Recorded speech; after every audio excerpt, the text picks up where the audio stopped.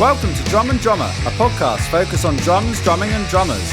I'm George Pickering and that's Ben Winty, and we are both professional drummers in this business we call music.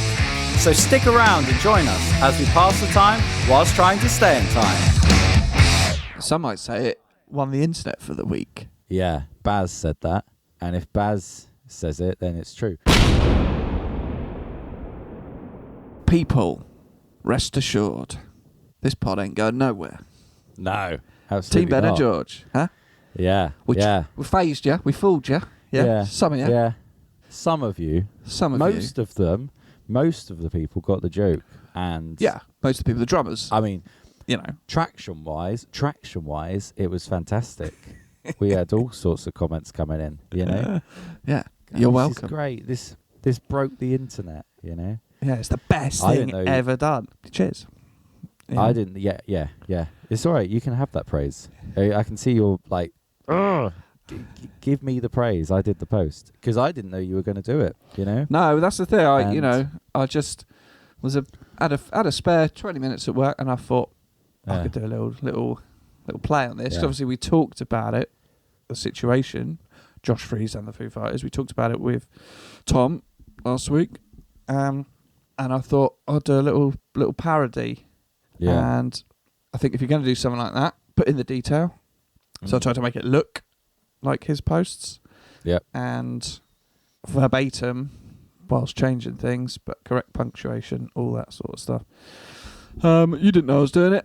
I posted it, invited Drum and Drummer as a collab, and lo and behold, the likes gushed forth. Yeah.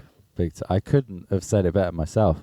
It was a lovely post, you know. But then there's a few people that thought it was real. I thought I'd actually called you up and said, "I'm taking this podcast solo." And let's be real. If anything was going to happen, it would be the other way around. Yeah, probably. But I don't know how you do it. Do you reckon you'd call me, or do you reckon you'd just do it? You just go solo. I think I'd get a text. Maybe a lovely email. Yeah, no, an email. Yeah. That'd be all the reasons. I'd be like, just when you stop getting Zoom invitations. Pretty sure we should be doing an episode today, but like Billy Joel's drummer, you know. But anyway, most people obviously got the reference that it was a parody, a play on Josh Freese's recent Foo Fighters posts. A couple of people didn't. I went out for a little birthday drink and a curry on last Friday with a couple of mates. One of them, first thing he said was, "Oh, mate, sorry to hear about the podcast." Yeah. Don't worry about it. It was a joke. Oh, okay. Yeah. But he's not a drummer. He's not a drummer, so I think you had to have prior knowledge. You had to. Yeah. You know, and then I got a text from. I got a message on Instagram from one of your bandmates, Joe. Mate, sorry to hear about the show, and I don't know if he got the joke or not. I'm not sure on that one. You might have to check with him. No. On that. I then saw it as a perfect opportunity to just use all the pictures that we have that were cute photos to make a post. So I thought, when do we ever get to, and as soon as you put that Queen song, it's just, you're onto a winner there. Yeah. I didn't know you were going to do that post, but I think it was great. No, it was well done. No. The music choice was great. Lovely selection of photos. Well, it is cute. Putting those rumours to bed, Yeah, when you go through that carousel of photos, and that's now our most liked post, So make of that what you will. Yeah. Anyway, let's move on. Put that to bed. Yeah, let's move on. What you got, boy? Well, I want to talk about this. So this new band I'm in, the Lainey Wilson Tribute Act. Very interesting. Very interesting from start to gig on the weekend, because there's been a lot of behind the scenes shit, So I got asked to be in this band by Tim, and I'm going to try not to say his too full much name, because Tim Loverboy. Because there's been some problems within the band. So I got a message from Tim. I'll tell you from the start, in like January, February time. Said, "Hey mate, I've just joined the band. The drummers I won't say. Oh, yeah, I'll say Tim was like, drummer's shit, I'm going to try and get you in, you know? I was like, okay, cool, sounds good. So he got me in, and then Tim then suddenly didn't turn up to rehearsals after he got me into the band. I think because he'd done a few rehearsals and thought this is hard work, because basically, I'm not being rude, just the guitarist and bass player weren't up to it, you know? So I had to explain to the singer, like, right, if you're going to do this, we need different musicians, you know? Because she'd never been in a band before. She was one of those singers that sings to backing tracks. I was like, look, I know people. I know, you know, a lot of drummers that are far better than me will be all right drummer-wise. I know other guitarists, and like, just kind of, you know, let me find some people. And then Tim got his mate, our mate Chris, who's a musical, you know, theatre director. And we got him in. But then it was very last minute, you know, because we had this gig on May the 25th, but we didn't really have a band. And then we had one rehearsal before this gig, and he roped in a bass player. But this guy, Chris, wrote charts, like real charts, like, you know, sort of, theatre charts. And it was great. I mean, I didn't talk about this rehearsal, but we all had the same charts, and we all sit down and play the tunes. And I was like, this is cool. You know, like none of us really had to learn the song. We would just all follow the charts. And it was the first time I played along to, you know, theatre charts. And I was like, this is a new thing, you know. But it was a bit tense because we were like, well, we've only done one rehearsal and then we got this gig on Sunday. And we turn up. It was in Birmingham, country festival.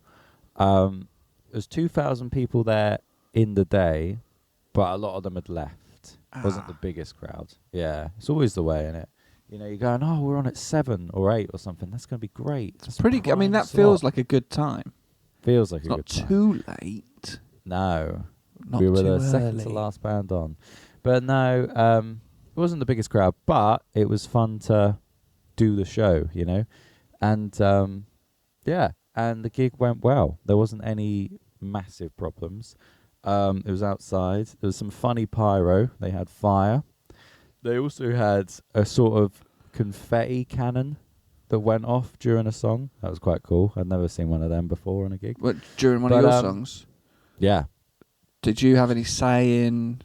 No, when I didn't know it was going to happen. So we were doing this build-up. Dun, dun, dun, dun, and as I hit the crash, bang. Wow. Someone's on that. That's someone's job. Just Have you seen that Joel Dommett when do I press this? Maybe Joel Dommett doing stand-up where he gives someone control of a confetti cannon thing. It was exactly and he's like that. You set this off whenever you feel right later on in the show. So my mum died, and it goes off. Exactly. Obviously, the guy's not controlling it. You know, someone else is, but the timing's great. And I just thought, that'd be great if something similar, you know, this song's about my dead cat. You know, something like that. Exactly. Or worse, you know. Or worse, yeah. You know, much worse than a dead cat. This song's about 9/11. You know. Is 9/11 still, you know, 9/11's died out? I think in America they still care. Oh, yeah, they love it in America. Yeah. You know and, well, you know, and you're at a country festival, so maybe... There's a lot of Americana going on there. There's a lot of people thinking they're from America. Like Tex from Partridge, you know. Go to a hold down. Yeah, you're not in America. But yeah, no, it was good. But it was because it was first gig, I think it was perfect in terms of we got a lot to work on, but it wasn't awful, you know? Yeah. Like, because it was a show, you know. How big was the stage? It was an alright stage, you know. Yeah. Were you playing to tracks? No. And this was another thing. There was no sound check really. We all got on and just plugged in. They said it wasn't even really a line check. So just play and we'll sort it out. Kind of, yeah. And did you have a rider? So it was a bit ropey. We had a hot food rider, you know, but that was just whatever you can get from the burger van afterwards, or the various different, you know, and it's just like at a festival, a line of vans. Eateries, you've got Greek donuts, you know, all that stuff. But we've got, you know, many more gigs throughout the year. And I was talking to Ben, the husband of Georgie, who's the singer. I was just saying it's quite nice because is he in the band? No, but he's very just getting his snout in. Yeah. Yeah. He's keeping an eye on things. Exactly. Yeah. Exactly. Yeah. But I was just saying to him, I quite like that something like this, a tribute show, there's sort of more scope to it. There's more things you can do. I think with wedding bands, the limit is a wedding. You know what I mean? Yeah. That, I mean, there's a limit to how you can put as many add-ons as you want, you know, to fuel and hotel and DJ and early loading and duo and all this shit. But there is a cap to how much money you'll make, you know. Whereas it's quite exciting because we've got a few headline shows already this year, and it's like, ooh, you know, when it becomes more a percentage thing. Like it's interesting, isn't it? Because I don't know Lainey Wilson is tall, let alone enough to go and see a tribute show. But I saw driving into Portsmouth the other day, big poster on a billboard for this country thing. Luke Combs, tribute. Yeah. Morgan Wallen, tribute. Some other country, tribute. It's tributes, all this. Yeah. You know, fair play. Yeah. So with your drumming in it, you'd rehearsed before the guy got involved who wrote the charts. Yeah. Yeah, right, okay. So for that first rehearsal, had you charted out the songs yourself? Yeah. Yeah. And then you got these theatre charts. Did you like compare them? Did you listen through with the new charts? And what were the differences between, you know, very good question. What was funny I'm is like Frost. Yeah. You're Nixon. Yeah. You're like Michael Parkinson, and I'm like any of the people he had on. Yeah. Take your pick. Gary Glitter, great one. Couldn't have picked a worse one. Did you know Michael Jackson? Do they all have to be pedos? This is Fred West. Fred West. Was he ever on Parkinson? Probably not. No. He's just listing. He wouldn't come on without Rose. No. Sort of come as a pair, don't they? Yeah, they do. Yeah. Well, always working together. Like me and Neil. Like me and you. Yeah. Yeah. This is it, yeah. What if there's an episode of Always Sunny where they want to get health insurance, so Charlie and Mac apply for a job, but as a pair, and they split the wages. Yeah. And I just thought, what if we did that for all gigs? Come as a pair. Now you get two of us. Yeah. But it's $250 for the gig. That's fine. We'll split it. And you just get two of us. What would we do? Would we take it in turns? One person sets up, one person drums. I think we could maybe set up a little percussion rig. Yeah. Okay. Yeah, that sounds good. And whatever the show, two cahons. Or we sort of entangle ourselves up like a rat king, and you do the bass and I'll do the snare. We're just sort of like them twins who are joined at the, you know, them ones. Or it could be like that scene from that film. I don't know what the film is, but where they're doing pottery. You know, where they're making a vase. Yeah. And one person's behind the other, but we're playing the cajon. Yeah, be great. Anyway, the charts. Charts, yeah. So he'd done charts for half of the songs before the gig because he had to chart out everything, you know, guitar, bass, keys, whatever.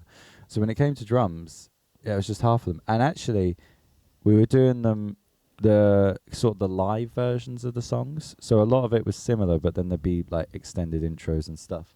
So it's different in that sense, but also it was weird because it actually became kind of more confusing because say there was a song that I already knew how to play and I'd done my simple chart of 8 bars hi-hat beat.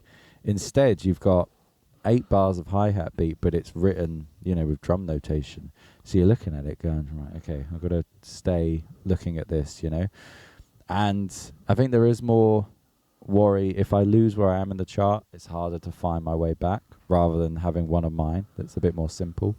So yeah, but it was also nice in a way because it's like, right, this is the kick pattern because that's what he said, so I'll do that. And then you go, oh fucking hell, the bass player's playing the same thing, you know.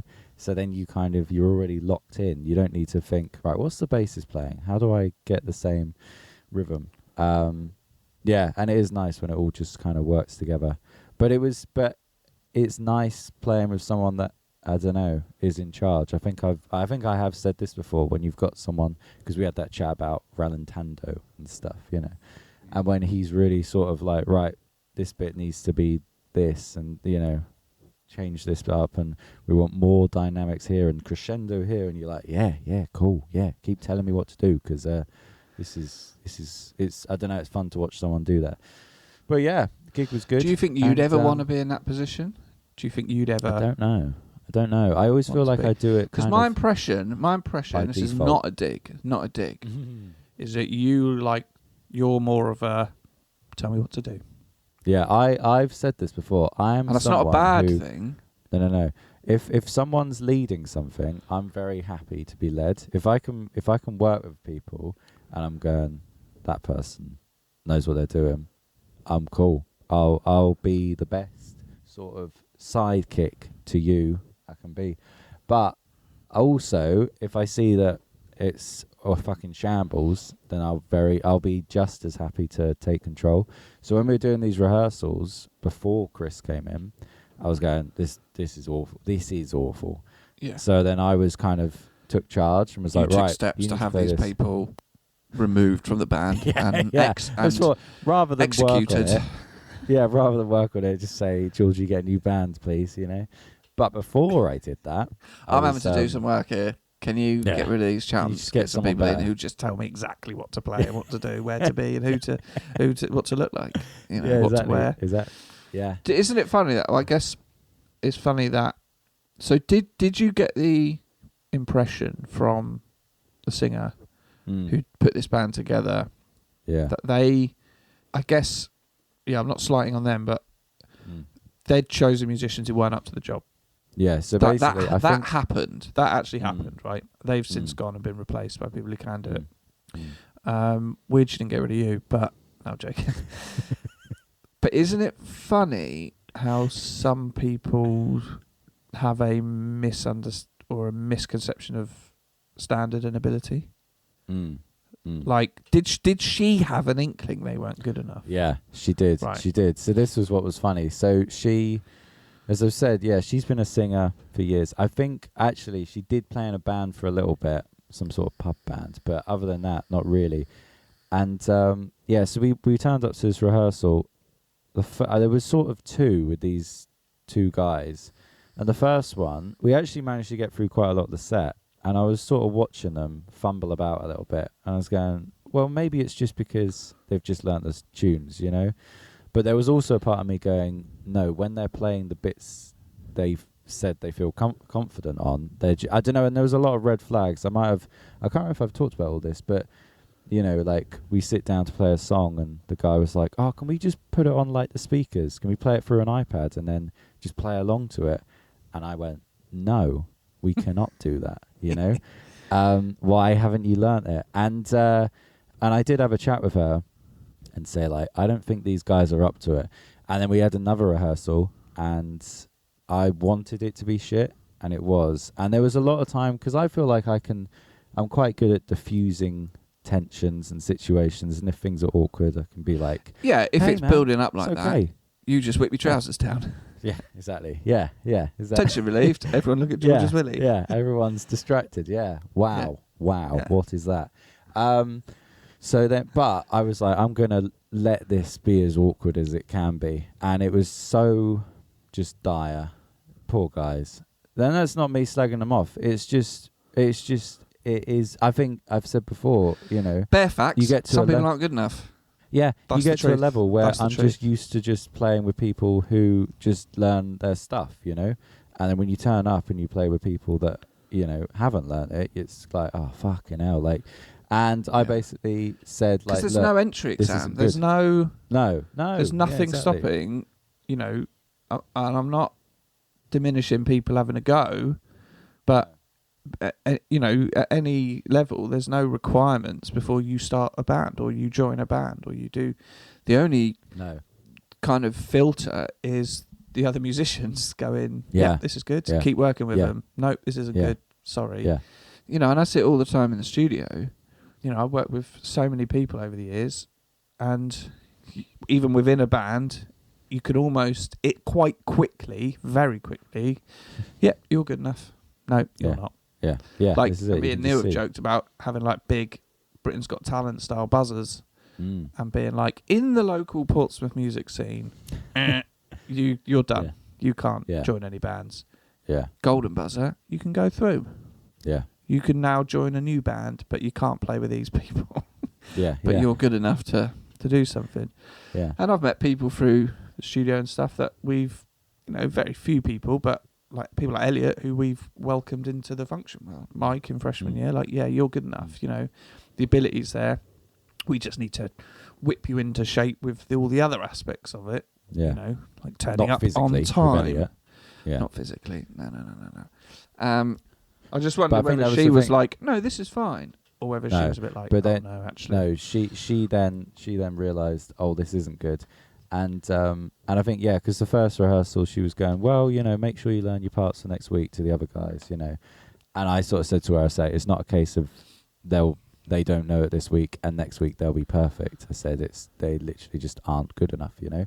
And it was weird the way these two grown men took it, you know, whenever we sort of gave them a criticism, because there was all these sort of red flags to how they were. Well, the shit people don't take it well. No, because exactly. they know. They're. I can't remember if I told you this one guy. He the bits that he found tricky, he sampled and then he just played them on a keyboard. You know, he was like, I've struggled with this guitar intro, so I've just sampled it, and then went, boop, and then it was like, there you go. And I was like, what? Just learn it, you know. But I think I must have said this. The thing that I found weird was when they were going, bloody, like it was almost like she felt like there was no other musicians in the country to do it. You know, she was going, and they were all sort of talking like that, like, well, if I can't do the gig, then what are we going to do? And I was like, sorry, has no one heard of Deps? You know, I was saying, for the fee you're paying, all three of us, like, there'll be musicians out there that will do it, you know? And I think that was something I really had to drill into her more than anything, is be like, look, these guys can't do it, but there's many people that can. Just trust me. You don't, because she kept trying to be like, it was like flogging a dead horse, you know. She was trying to be like, come on, like, they can do it. And I'm like, they can't, move on, forget it, you know. So yeah, but I still don't know if she's actually told them. Because for weeks I kept being like, have you told them yet? She's like, no, I feel bad. And I was like, we've got a gig coming up, we've got a whole new band, you know. But we pulled out the hat, so that was like a good end to the first chapter. 10-gallon hat. Exactly. Yeehaw.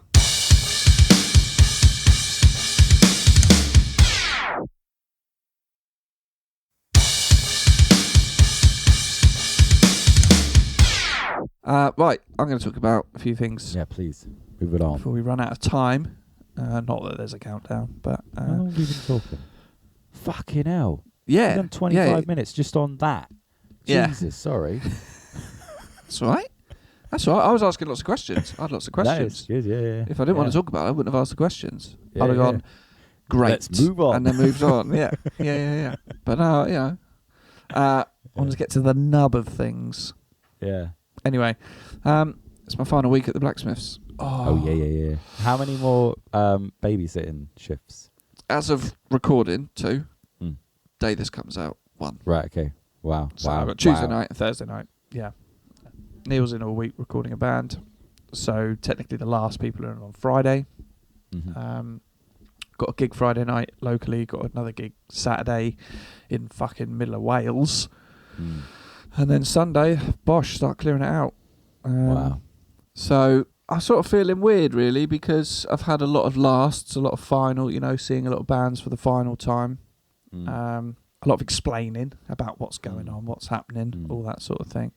Whereas I've been, you know, checked out for quite a while. I'm ready to go. Oh my God, yeah. But I've just got this few more days to sort of get through, and then it's, you know, all of next week will be moving stuff out, getting temporary office set up at home so I can work at home, sorting everything out into various piles to be disposed of, given away. I've got a lot of equipment already sort of earmarked for people. James and Tom might be coming to get, a lot more stuff. I need to have a proper conversation with them.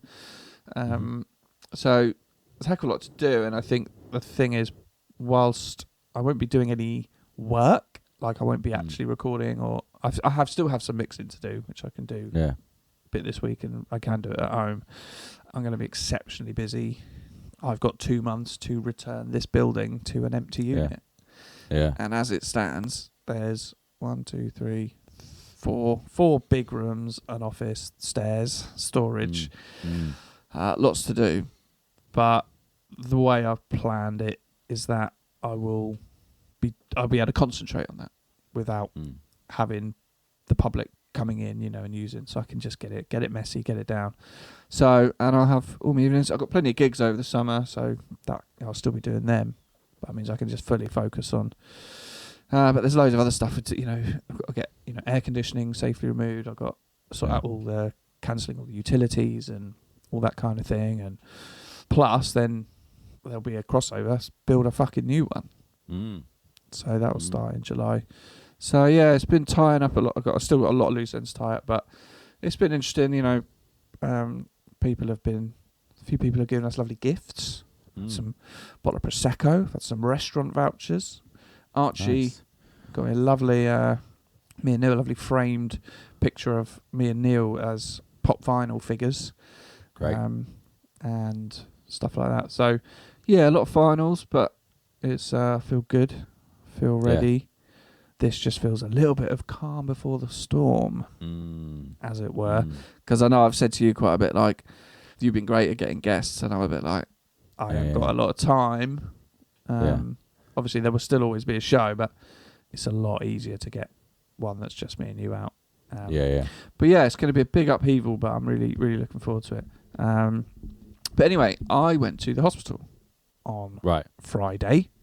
I'm just going to change tack just like that.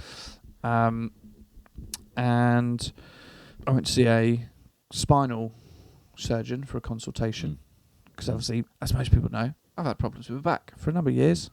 So I had a consultation about that, possible solutions moving forward. The first thing is, so they're going to sort me out with an MRI scan. So I'm going to go in at some point. They're going to put me in that big old magnet machine. Oh, wow. How'd you feel about that? Okay. Yeah. I think I'll just feel like maybe I'm in a sort of sci-fi film or something. That's how I'll treat it. Like that. Yeah. I think. But this was so there's a couple of things that I thought was quite interesting. So he said, he understood my problem. He understood it. The doctor was brilliant. Anyway, he got the problem. We chatted things through, everything. And he said, so we'll get you in for a scan and I can see what's going on inside you. And then there's a few possible treatments, depending on what the issue is. He said these are the most common. So one is like a steroid injection into the lower back. But then he said, if your lower disc is fucked, then there's either disc replacement. So they'll replace my lower disc of my spine with a titanium one. Wow. Or they'll fuse it to the disc above to keep it in place. But then the interesting thing was, he said, but we do the surgery through your belly. Wow. Yeah. I was like, oh, okay. He said, we do it through your belly. So we basically avoid all the nervous system in your back, the base of your spine. He's like, we can just go in through your belly and we do it all through that. And I said to him, I was like, thinking this through, he said, it's up to you. He said, it depends on obviously what we find with the scan, but what you want to do in terms of quality of life. Like, you can have the injection and then the surgery, or it depends how you want to go about it, really, and what you want to get from it. And one could say, any questions. I had a lot of questions to ask him. But one of the things was, because I told him I was a drummer, and this is my concern, was the ongoing problem, and then gigging and having issues day of gig or whatever. But I said, well, how long would I be out of action if I had the surgery? And you think, major surgery on your lower back, like the pain alone just from the injury keeps me out of operation for a good while. Like, it's very sore. So I was thinking, would it be like, a few months, like 6 months, would I have to plan it with gigs, like make sure it's quiet time, do all that. And he said, you could be back drumming within a week. What? Yeah. He was like, yeah, because we go through your belly and we do it that way. We're not disrupting it. He said, yeah, you could be drumming within a week. Probably a little bit longer. Worst case, a month. But I was like, fucking hell, that's quick, isn't it? Wow. But anyway, then he said, we finished the consultation. I was really happy with everything. And mentally, that eases the pain. Does that make sense? Like, yeah. Because I think for so long it's a frustration of people not maybe understanding the pain or not understanding what you're kind of going through, and psychologically or mentally, like it can be very draining having to manage the pain or having to adjust your life to broccoli around the pain of how you do things. Like you're consciously thinking like, should I bend over and pick this up? Should I, do this? Should I not do this? Every time I see a crumb, I have like what's it called? PTSD. See a crumb on the floor, like I really want to get that up, but a week in bed. Exactly. And then I've been through the treatments before of, physio and a GP being like, I'll just take drugs and rest. And you're like, it's cool, but the cycle keeps repeating. But he just got it. Obviously, he's a spinal surgeon, so he knows the score. And he was like, yeah, this is what you're going through, and we're here to help. And I was like, oh, thank God. And I think even just knowing what the path is and getting that scan will show him the full extent of what's going on in there, and then you sort of go from there. But then anyway, so I had to then go through to like the X-ray department to give them this form and book in an MRI. And the first thing that was funny was they're like, I'll fill this in and we'll give you a call to book it in.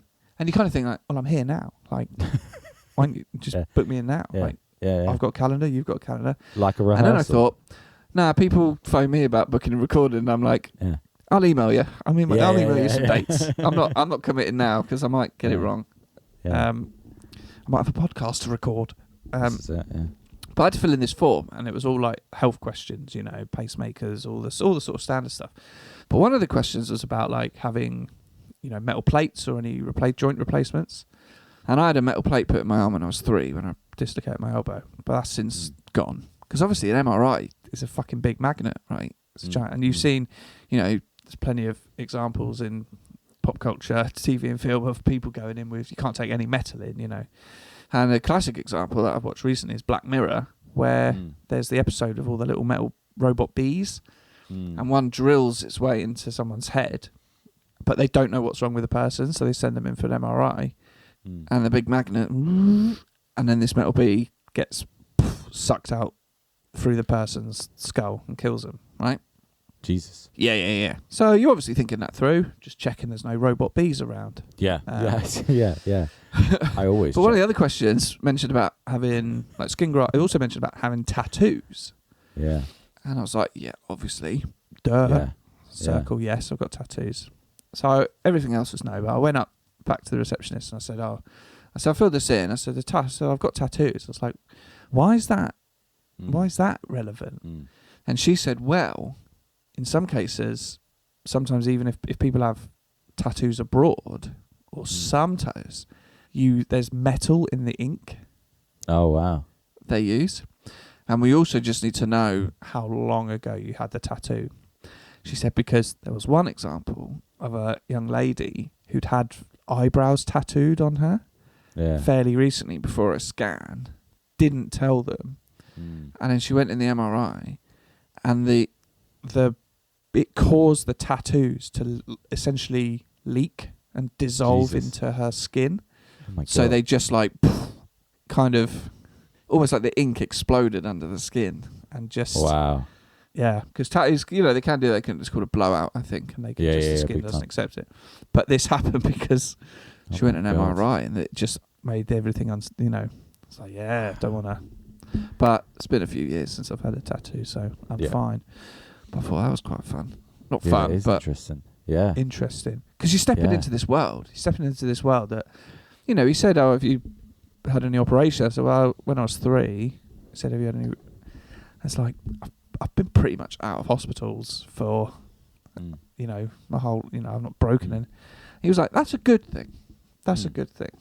So, and, people's lives are all different. People will be going to hospitals all the time for different things. And You know, some good, some bad, and all that. And then you're like, yeah, I just don't really come into these environments. No. He's like, have you got any questions? Yeah. Do you want to come on the podcast? Yeah. Because you're a spine surgeon. It's pretty That'd be cool, wouldn't it? Yeah. You know. But I think he thought being a drummer was cool as well. So yeah. You know. I hate hospitals. I'd next time I go in one, I want it to be the last time. Whatever it is, even if it's just a checkup for something, just kill me. You know, they're awful places. Just remind me of death, and I don't know why. I do know why. Anyway. Yeah. You know, a lot of people do die in them. Yeah. Thanks for listening. We'll wrap up there, George. Some people like hospitals.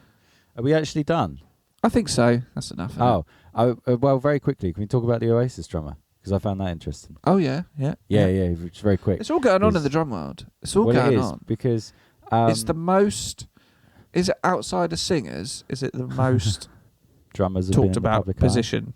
Yeah. Yeah, absolutely. Well, no one gives a fuck who's on bass. No. Do they? No. It's never. No. I just think it's interesting, the Oasis drummer thing, because who did you say is doing it? Joey Waronker. It could be Varonka. Could be one of them. Yeah. Joey Willy Wonka. Perfect. That's what I'm going to call so him. I'll just tie it up quick. So he played for Liam Gallagher and John Squire, I think 2024. So they must have gone, well, he can do the job, you know. But it's funny because all the comments on Facebook and stuff are going like, no, bring back Tony McCarroll, you know, the drummer from the first album who got fired because he wasn't good enough to do the drums for the second album. And it's like, well, he's not going to do it. But also, even Alan White, you know, people are going, oh, bring him back. He was the drummer for 10 years.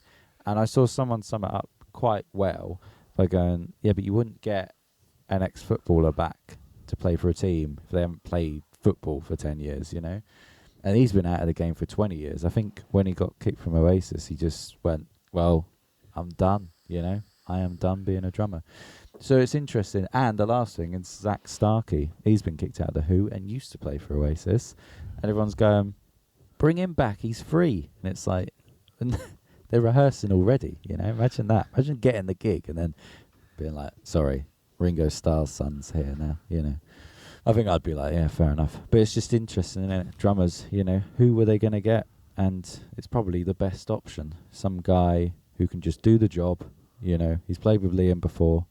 He's not going to cause a ruckus. And, yeah, that's that. But, you know, that's drummers. I just thought it was interesting. The many different drummers they've had, you know. That's all I got. That's all I got on that. Yeah, you know, no. Good. He's probably. I don't know who he is, but he's probably the best. Apparently, he's left-handed. I'm not available really. That's the trouble. That's where they've struggled really. No. It's because I'm now Liam. Sorry, man. I got to build this. I'm just doing the studio stuff. Yeah. Busy summer, locking that down and building a new one. Jokes aside, I've got to go to Lampeter. Do you know what I mean? Yeah, okay. I can't. Okay. Jokes aside, how much would you drop if they offered you even one Wembley gig? Say you had your back surgery on the 29th of July, and then they go, and then you can't have back. Okay, here's a question. And you can't have back surgery again for another year, but you get. Why do I need it twice? What do you mean? No, as in like that's the date. Oh, so that's. I see what you mean. I've got that booked in. Yeah, and then Noel calls you up, goes, "Hey, I've heard you from the podcast. I listen all the time. Not only are you a great drummer, but you're also funny." Yeah, exactly. Yeah, love the Josh Freese Instagram post. That was brilliant. Some might say it won the internet for the week. Yeah, Baz said that, and if Baz says it, then it's true. You know, and they say, "Can you do this gig?" And you go, back surgery that day. You call up the hospital, and they go, "We can't get you in for another year. Would you do the gig?" Good that question. Your back's going to possibly be fucked for a year. But then you do get it the next July. Well, my first question would be, can we move the gig? Yeah. Yeah. I don't know. I've played Don't Look Back Anger enough. You know, I've done that quite a lot. And Wonderwall. To a barn. Well, I think that throws up a little question. Maybe we'll talk about this another time because we probably should go. But I think there are some there are some gigs out there, what you would consider really top draw gigs with a particular artist or with a particular band, that in reality, probably quite boring. Yeah, that is interesting. Yeah. We'll talk about that at some point. Yeah, because there's songs, songs we play in wedding bands, and for example, there's a few songs where the rest of the band enjoy performing the song much more than I do, and vice versa. There's some songs where the drums are really interesting, and the rest of the band it's boring. Yeah. A couple of examples. I really like playing Locked Out of Heaven, but the rest of the band don't. They love playing Dakota. Drums are boring. The drums are really boring. Dancing in the Dark, boring. That sort of thing. But all my life, drums are exciting. The bass just plays a G, basically, for the whole song. So that kind of thing. And I think there's a reality where, you're playing for Coldplay, but you just got to play Yellow every night. Do you know what I mean? You're going to get a bit bored. Yeah. Or it's not. There's got to be gigs out there where the reality is just, it's not. I think the example was Dua Lipa at Glastonbury. Great headline at main stage. Instead of drummer, I'm like, it's just 4 to the floor and pads. I don't want to do that. Yeah, but it is. Yeah, I'd like to play main stage at Glastonbury, innit? Yeah. So I think there's a lot of weighing up. Maybe that's the difference. Maybe when it's, because weddings are all the same. So it is the same. But when you're in a different place, you forget what you're playing. It becomes more about where you are, probably. I don't know. True. I haven't done Glastonbury. But we know someone who's doing it, so I'll ask her. Anyway. Well, I've played Glastonbury, so... What, main stage? Not the main stage. Nah. Anyway, George, pleasure as always. Pleasure. Thank you very much for listening to everyone. And as we said, pod ain't going nowhere. No. We're still going to be dropping episodes every week. We've got some guests coming up. But there'll be a period of just us for quite a bit while I get all this studio stuff done. But it's going to be, very exciting. A lot to do. Very exciting, but we will be here on Thursdays. As always, get in touch, drumanddrummerpod@gmail.com. Follow us on the Instagram for more classic posts like the Josh Freese one. I've got other things in my mind. I just see, I feel like, and Gary Lineker left Match of the Day on Sunday, sorry.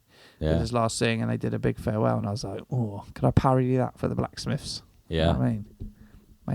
Maybe. Try. Drum and Drummer podcast on the old Instagram.